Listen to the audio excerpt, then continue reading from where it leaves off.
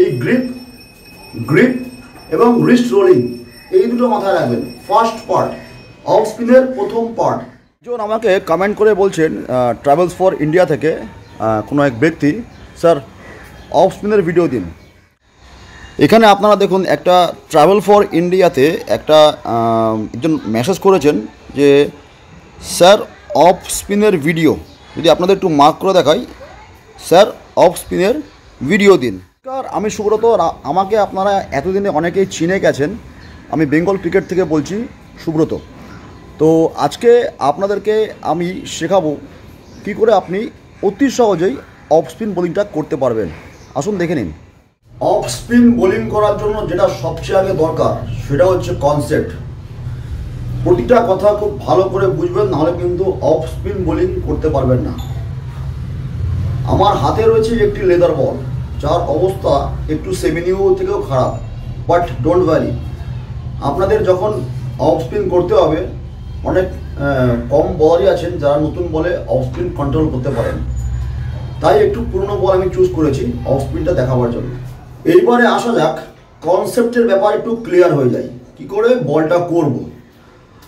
তো travel for ইন্ডিয়ার থেকে একজন ব্যক্তি যিনি বলছেন, এই মুহূর্তে যদি তিনি দেখে থাকেন তাহলে দেখবেন যে এই যে বলটা রয়েছে এর যে সিম, এটাকে যে সিম বলা হয়, এই সিমের উপরে এই যে হাতটা রাখবো, তার দেখুন এই দুটো আঙ্গুল ঠিক এইভাবে, আর দেখুন এই থামটা কিন্তু মানে আমি টাচ করিনি, জাস্ট 2 আঙ্গুল, ঠিক আছে।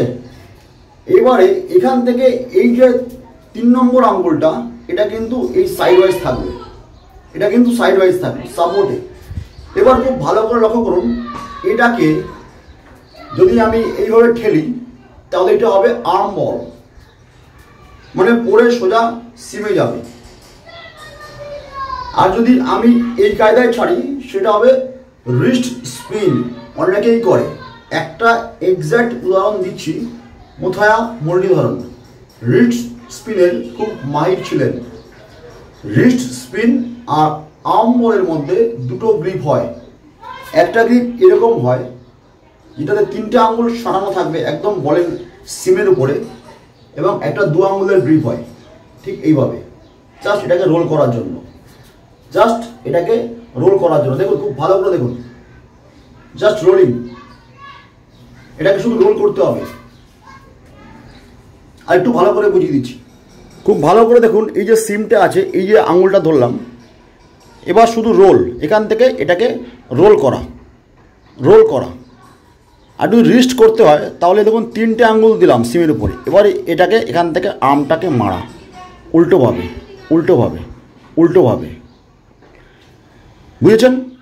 আরও ভালো করে অফ স্পিন যারা নতুন আছেন তাদের জন্য একটা আমি টিপস দিয়ে দিচ্ছি।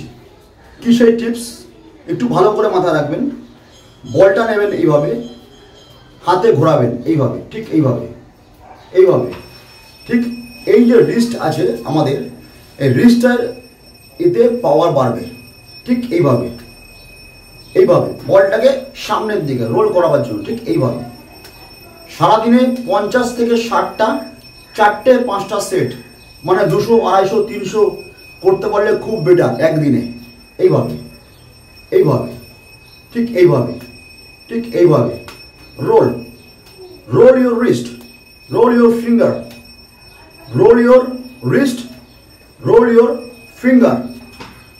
এটা কিন্তু একটা অফ স্পিনকে খুব ভালো করে করতে গেলে খুব ভালো সঠিক ড্রিল, মাথায় রাখবেন। বন্ধুরা, বোলিং কিন্তু একটা অসাধারণ গুরুত্বপূর্ণ জিনিস একটা টিমকে ম্যাচ জেতাবার জন্য। ব্যাটসম্যান কিন্তু রান করে, কিন্তু বোলার যদি সঠিক স্থানে বল না ফেলে, অপোনেন্টকে সঠিক স্থানে বল না করে, উইকেট টেকিং বল না করে, বলকে বিট করতে না পারে ব্যাটসম্যানকে, তাহলে কিন্তু সেই টিম কখনোই কিন্তু ম্যাচ জিততে সক্ষম হবে না। এটা আমার এক্সপিরিয়েন্স থেকে আপনাদেরকে বলছি। তাই বোলিংটা কিন্তু খুব ভাইটাল। তাই এই অফ স্পিন বোলিং কিন্তু আপনাকে একদিনে যদি মনে করেন পুরোটা শিখে যাবেন, সেক্ষেত্রে কিন্তু একটু দুর্বিষয় হয়ে উঠবে। আমি এই কথাগুলো তাদের জন্যই বলছি যারা অফ স্পিন নিয়ে ভাবছেন, জায়গায় বল ফেলতে পারছেন না, বা বল স্পিন হচ্ছে না, তাদের জন্য এই কথাগুলো বলি। যারা পরিপক্ক স্পিনার অ্যাডভান্স, তাদের জন্য কিন্তু এই সমস্ত বিষয়গুলো নয়, তাদের জন্য টিপস থাকবে। তারাও যদি কিছু জানতে চান আমাকে বলতে পারেন যে স্যার দুসরা বা রিস্ট স্পিন মারার সঠিক ট্রায়ালটা কি এবং সঠিক টিপসটা কি, সঠিক ড্রিলটা কি।